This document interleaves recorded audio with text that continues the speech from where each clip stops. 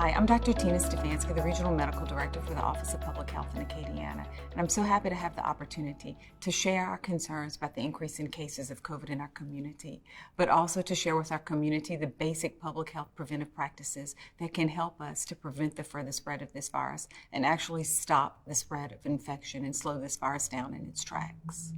So the incidence graph that you see will show the increase in cases that we saw this summer, which really reached a very concerning peak. And when you see that peak in cases, it's followed very closely by that peak in hospitalizations. And when you're considering deaths, it was also followed by an increase in deaths over the summer. However, when we all came together around wearing masks and following these preventive practices more closely, we saw that big drop in cases. So that's where we stopped the virus in its tracks. Currently, Acadiana is facing the third wave of the COVID pandemic.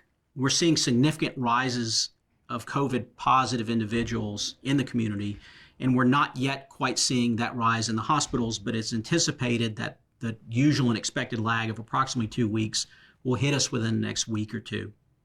So the way that the public can help us manage this third wave of the pandemic is first and foremost wear a mask. There's no question now within the scientific community that masking is effective at reducing the spread of COVID disease. Also important, social distancing, good hand hygiene, and a general awareness of how this disease is going to affect you, your family, and your community at large. Some of the things that we're doing here at Lourdes to improve our capacity to take care of COVID patients is we're expanding beds, we're expanding telemetry across all of our campuses. We've got robust supplies of PPE, pharmaceuticals, and equipment, and other things that we'll need to take care of these patients. The one thing that we can't produce overnight is personnel. And to take care of people with respiratory disease, especially COVID, requires a team approach of respiratory therapists, nurses, physicians, internists, pulmonary critical care doctors, etc. And that's our biggest need right now.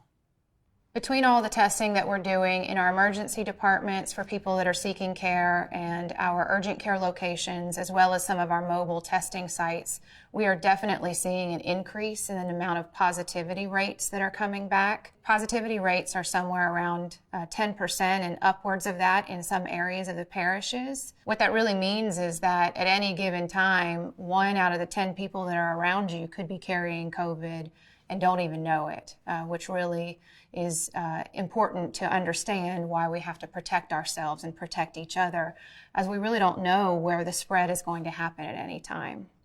I certainly understand COVID fatigue as much as anybody else does right now, and would love nothing more than to enjoy some parties with my friends and families. But this is not the time for us to be able to do that. We really need to focus until we can have good efforts in the nation with vaccines or additional treatments that are options for us. We have to hunker down and continue, especially throughout the holiday season. So this holiday season, we're going to have to be a little creative in how we celebrate. Celebrate outdoors when we can. And thankfully in Acadiana, fall is the best time of the year to celebrate or to be outdoors. And if you're going to be indoors, increase ventilation, open windows. And however you celebrate, remember that we must still continue to follow those preventive practices of good hand hygiene, wearing face covering, and keeping distance between you and other individuals. It's going to be really important, especially if you do choose to celebrate with family members who don't live in your immediate household. But really the key to celebrating this year is going to be to keep it small and local. We again want to continue to celebrate with our friends and family and loved ones, but we must understand that it's a really critical time as we're seeing this increase in spread. And the last thing that we want to do is to spread this virus to those most vulnerable among our friends and family. As we've always said throughout this pandemic, Ochsner Lafayette General is here to take care of our patients. We are not in crisis mode at this time. We don't want anybody to be afraid to come seek care if they feel like they need it. We don't want to see the same patterns that happened when the outbreak first occurred, when patients were afraid to come to the hospital because they thought that they might catch COVID from being here. We have no evidence that that has been the case, and we don't want people suffering at home when they feel like they need to come get care at our facilities. We will absolutely take care of them. So if you come down with symptoms consistent with COVID, then you need to seek advice from your primary care provider and a COVID test. If you turn out COVID positive, you need to isolate for 10 days from the onset of your symptoms.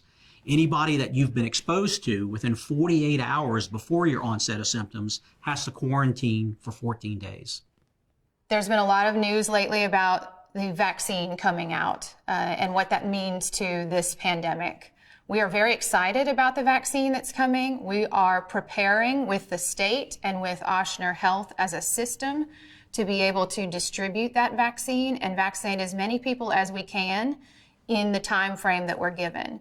That being said, even if we have a vaccine that starts to be delivered to our healthcare system in the next 6 weeks, this is likely going to be something that takes several months, likely into the spring or even early summer, before the community as a whole will be able to get enough vaccinations out to them. We're going to push as fast as we can and do it safely and effectively, but it is still several months away before our community will be able to see the effects of proper vaccination. I say that because we need to continue to do every effort we are doing right now with masking, social distancing, and avoiding gatherings so that we can get to that place where we can have a vaccine readily available to everyone who wants it. Now's the time to be strong, though. Now's not the time to be weak. And oftentimes when making a decision, a lot of times the harder decision, the harder pathway is going to be the right one. The harder pathway this holiday season is going to be doing the smart thing. Try to limit your gatherings, try and be smart about your gatherings, and to do those things that we've talked about. If we can hold out just a little bit longer and suppress this third wave, not overwhelm the local healthcare facilities, we can continue to enjoy the economic freedoms that we all want to. We'll shortly have vaccines available. We can reduce the spread overall, increase the number of people across the community that are immune, and hopefully suppress this to the point where we're dealing with it just like we are every other respiratory disease that we deal with on an everyday basis. So please, Acadiana, let's work together this holiday season to protect ourselves, our loved ones, and our community.